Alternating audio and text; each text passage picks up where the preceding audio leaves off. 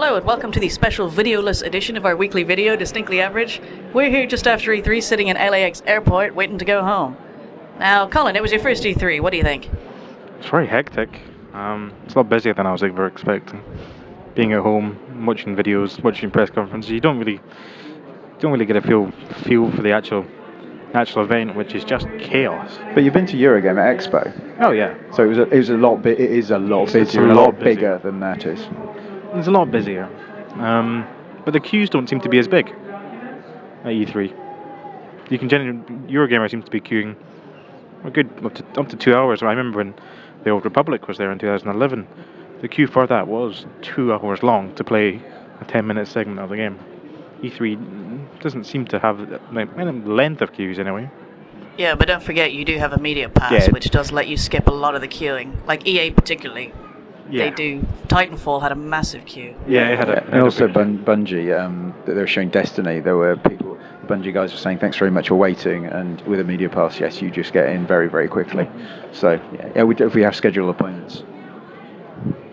Yeah, it's a busy place. I found it busier than, this is the busiest E3 I've been to, so this is my third one, and it's been way busier than the previous two. There was more people, there was a lot, particularly in the Sony and Microsoft stands were way busier than they've ever been before.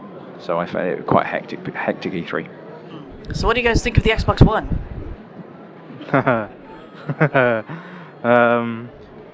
I thought, looks-wise, it looks terrible. It's just a box. Kinect is seriously bigger than I expected. It's very huge. Big. It's much bigger than the current one. Yeah, it is. It's huge. It's kind of about a fifth of an Xbox 360, kind of in width and size, really. So it's really quite big. In terms of the controller, I thought the controller felt. I don't like the way the buttons looked. The Y, X, A, and B. The buttons look a bit cheap. It feels quite nice. The vibration sensitivity and some of the demos. Trigger vibrators. They had the trigger vibrators, but they also had a demo where you could go through. So you could have a heartbeat, a car accelerating and braking and everything, and that it had really, really nice sensitivity on the vibration. But as a whole, the controller actually, I was not as impressed. I thought it's a step back. I prefer. It's a step back, whereas a PlayStation 3 controller PlayStation 4 controller is much better. But the Xbox One controller was not as good, a bigger leap as I was expecting. I'm gonna miss the DualShock, the original design. I hate the DualShock. It's too small. I never grew up with it, so I didn't grow up with that weird little claw hand. But they've sorted out the L2 and R2. They've now sorted out, and they feel a lot better, and they're easy to use. Concave triggers. Yeah, that's true. But getting back to the Xbox One for a minute, the triggers. Like we went out to the gun club before E3, and we shot some guns. Now that we get force feedback on the triggers, do you think maybe guns will feel better? It's just like shooting a gun. No, it's not. No, it's not going to make that much difference. I think a tiny bit of vibration, which last generation Sony called the last gen feature. I mean, it'll be better. I mean, there's more motion controllers in it. It's got a finite controller. It will feel better. Will it feel like firing a real gun? It won't. But it will. Well, obviously you're not going to get that kickback. No, it will be closer. It's closer than we'll have at the moment. So it is an improvement. How about the PlayStation 4? PlayStation 4 controller. Yeah. Anything? Well, the PlayStation 4 controller first is quite different to the current one. Ergonomically different. Feels quite light in the hand. A little bit lighter than probably the current DualShock 3, I'd say. But feels nice. Buttons feel responsive. Analog sticks feel nice. Triggers do feel good. Well, I thought the PlayStation 4 console is a lot smaller than we think it is. I thought when I saw it at the press conference reveal, I thought, wow, it's really big. It's in like almost Xbox One size. But actually, when you see it, it's really quite a small console. PlayStation Eye camera, when playing Drive Club said, okay, look at the screen to take a photograph, and I had no idea where the camera was. It was just hidden underneath the bottom of the TV. And the controller itself, it was nice. The vibration functionality was really good. The touchpad was incredibly sensitive. My eye was actually pressing too hard sometimes. It feels nice. Its weight, I felt the weight was fine. And it's a good controller. It was a big, for me, it was a big leap over the DualShock 3. It's a much better controller than the previous one, and they sorted out the shoulder buttons, finally. Finally. Yeah, one thing to note is the actual thickness of the actual console. It's really thin. It is. It's like two Blu-ray boxes, that's about it. It's a PlayStation 3. You should think PlayStation 3, as I put in my post on the Average Gamer, you should think PlayStation 3 Slim, or as if you have a Victoria sponge and the top of it's just slid off, so it's like angled a little bit. Yes, because it's got that slanty thing, isn't it? Yeah. And they did have internet on the PlayStation stand at E3. They did have they had all these PlayStation 4s lined up, and you had a controller that was going into them. I couldn't see any power lights. They didn't look like the PlayStation. They were actually real PlayStation 4. It looks like they were just facades of PlayStation 4s, and cables went into something else underneath that ran the game. Well, no, they were running on dev kits. All the games, the PS4 games, were running on dev kits. It's been said. Yeah, the guy at Ho Hokum almost had a heart attack when I put my Coke down on the box. Not on the PlayStation, because I'm not an idiot. But just on the cabinet it was in, even though the whole thing was completely closed. You're like, oh god, if anything gets on that. Yeah, and Bungie was demoing Destiny on all PlayStation 4. They all had the glowing blue PlayStation 4 controllers, all 7 of them. Which is looking very nice. Yeah, which is looking very nice incidentally. Okay, Nick, what was your top game of the show? It's top game. Top thing was EVR from CCP with Oculus Rift. That was just amazing. It was just like being in Battlestar Galactica, flying a spaceship, being able to look around. That was amazing. But that was a tech demo. I know it was an amazing tech demo. I really like Destiny. For me, looked really good. Space Marines. It was shooting dudes in space. In the face? There was a lot of shooting in the face. Ah, good. But it just had that really nice Bungie slickness to it that was just, everything looked seriously impressive. And on the screen I saw it demoed. It was hands off, right? It was hands off, but it really looked seriously impressive. How so? Like, are you saying the environments were amazing, the shooting was amazing, the aliens were amazing? I haven't seen it. You haven't seen it? Okay. Graphics. Dem graphics are incredible. The lighting system is really, really impressive, and they've got a really, really snarky AI. So, you remember people who played Halo, the first Halos, they will remember you always had a kind of little snarky AI with you. It's really snarky now. It just goes up, starts talking to itself, and just goes, "Oops, sorry, I've accidentally just turned on all the lights, and all these monsters are coming to you. Yeah, you deal with it." It is quite funny, and it just goes, "Oh, it's very dark in here, and I should really do something, shouldn't I?" And it's quite funny to listen to.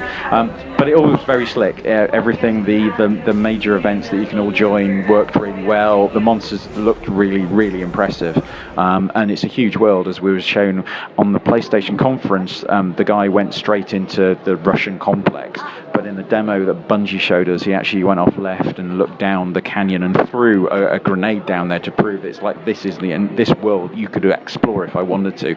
There will be missions down there. You'll be able to go on wander around the map. It's a big environment. Now you guys saw a couple of games together, didn't you? Yeah, we did. We did. We saw things like Drive Club. We saw together. And Drive Club was looking quite impressive. It was easy to control. It was very easy to pick up and play. A very solid mix between arcade and simulation. Probably a little bit more on the arcade side, but it was very nice. There was probably the main thing about Drive Club is they're leading with social integration, and there is a lot of pop-ups, HUD displays that show what your friends have done, times, speeds. There was one horrific bit at Drive Club. Your face was on the back of the car that was in front of me, and that really put me off. Yeah, it was terrible. It was like you were pulling just a silly gurning face. at it. Yeah. So, I think you can see. So if you have really get pretty friends, because you may be looking at their faces as you're driving around the track. Yeah. Or their penises.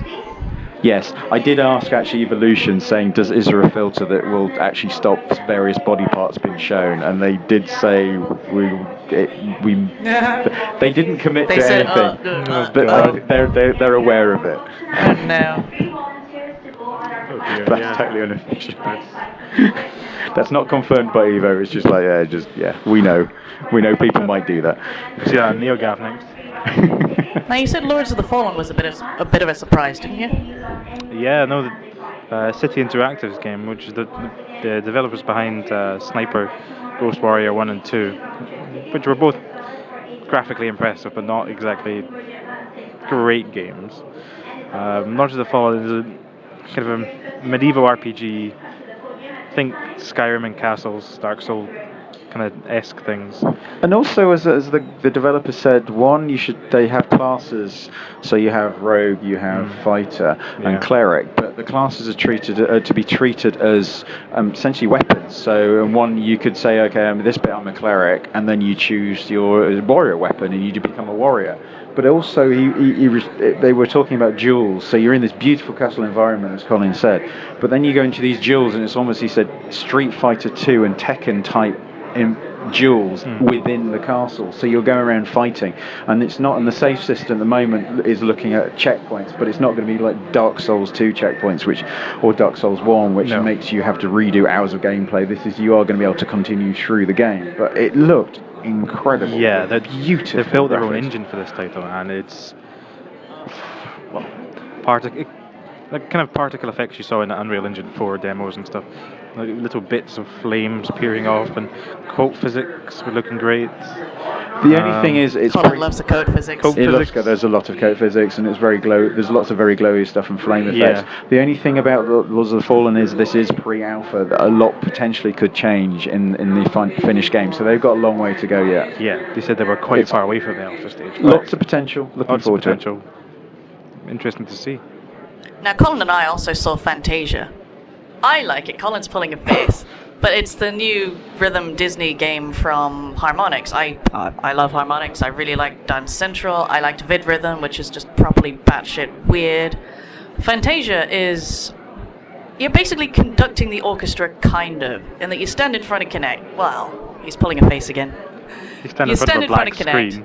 It's a rhythm game. Like, if you played Elite Beat Agents, like, you don't have anybody standing there taking off their clothes or whatever the hell they did in Elite Beat Agents, but you are just tracing patterns and pushing buttons. Did you say taking off clothes? I don't remember that part of that game. I can't remember. I may have played Elite Beat Agents when I had the flu across about 2 days. I may have been hallucinating. The covers in that game are really good. But it's that kind of thing, only standing up and flapping your arms. Yeah, it makes you look really stupid. I mean, the thing is, it's Kinect, come on. It didn't look satisfying to play, though. I mean, we're sitting in listeners, we're sitting in an airport with phones stuffed into our face, and Colin's saying we look really stupid. Yeah. Anyway, Fantasia. Yeah. I mean, the songs, when you start, before you start the songs, you're sucked into a level, and the level contains 3 or 4 songs, and it's kind of a segment of a Disney film timeline. So this one was a kind of underwater Little Mermaid-esque, I think it was, wasn't it? Or just a coral reef or something. And jazz clams. Yeah, and there was bits to interact with around the world. I like the sound of jazz clams. Like jazz clams, and then the jazz clams, you could touch the clams with a Kinect, hover over it, and then it was like a kind of... They were just playing noise. Yeah, that bit was weird. It was supposedly composing. Yeah, but it was just. But you don't have any visual idea of what notes they're going to play, unless maybe they are arranged in terms of sound. So you're just kind of flapping, and you hope a nice noise comes out, and it adds them all together. And then once you find a song, you have to pull it into the screen, and then you jump into the song. And now it's not like Rock Band where you're given specific notes to play, really, but there are commands. And it seemed pretty loose. I mean, the guy was maybe half a second off, and it was still coming through most of the time. But it just looked like flapping your arms at a black screen most of the time. It did get colourful. You could choose, but the different parts of the song, you could choose the next arrangement. So the sample song we saw was Queen Bohemian Rhapsody, and when it got to the Galileo part, it was 80s rock synth guitar, which was weird. So, or you could boost up the cellos, or you could put a massive echo on the voice, which sounded a bit naff to me. Yeah, they're playing with fire, really, with changing some songs, but it could be okay, I suppose. It's odd. I mean, the part where you are playing through a song, that was strange to me, because yes, you flap around and you trace patterns and you hit buttons, and then, as Colin said, you get to pick one of 4 things to amplify. but you don't really get to mix anything, No, not which at all. is what they're saying. It's mixing. It's not really Not mixing. mixing at all. Did it feel like next-gen Xbox One Super Connectness? No. We didn't manage to play it, unfortunately, because it crashed. It crashed, yeah. But we know it was definitely, well, we're almost sure it was running on Xbox One, because when it booted up, it didn't say Windows 7, it said Durango.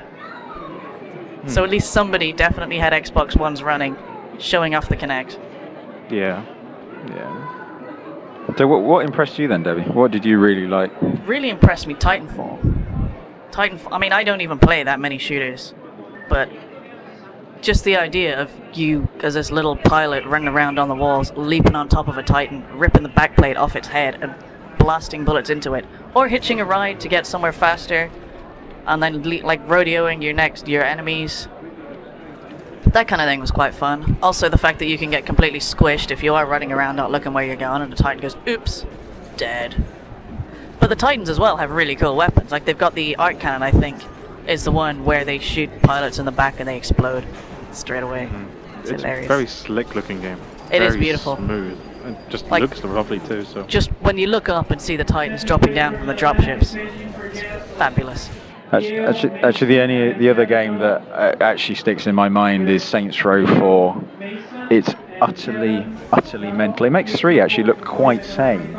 I played the intro level and some of the open world stuff, and I did play around with a dubstep gun, which is just mental. And we've got an interview with the audio director coming up on the site, and you're the president. You're in the White House. Which is superpowers. you got the White House is called the White Crib. It's like watching an episode of the West Wing, but with strippers On acid. and beer and weapons. Do you So know if you it's still not have... like the West Wing then.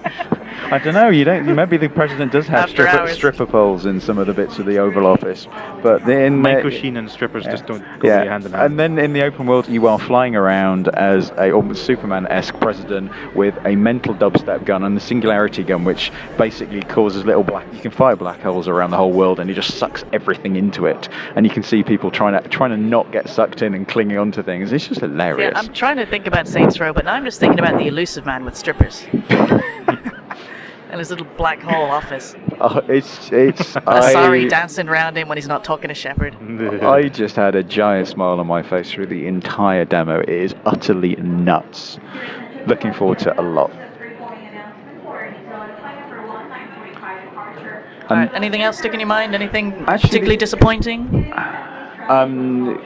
The PlayStation 4 game that I can never remember the actual name of, Knack, was You've called it just about 3 different names so far. was just really one-dimensional and very boring. Jump over, hit something, really dull. Oh, Rain. We tried to look at Rain. Rain was.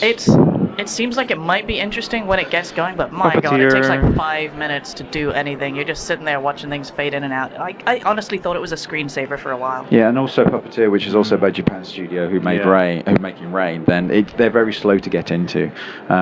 You do take time. There's a lot of plot. I mean, Puppeteer looks amazing, but it was very slow to get into. But one of the other good things about E3 is actually bumping into the devs. So we bumped into the devs of Titanfall while we were waiting for watching Destiny, and there is genuine enthusiasm for other people's games when you're developing your own, and it's really nice to see that everyone just mixing and just generally just loving all the games that are on show. Alright, that's pretty much all we got time for, because we're about to be called onto a plane. Thanks for listening, and maybe watching. Maybe I'll find some drawings of Colin when he wasn't looking. Just slap them over the video. Subscribe, like, all that stuff. See you in London.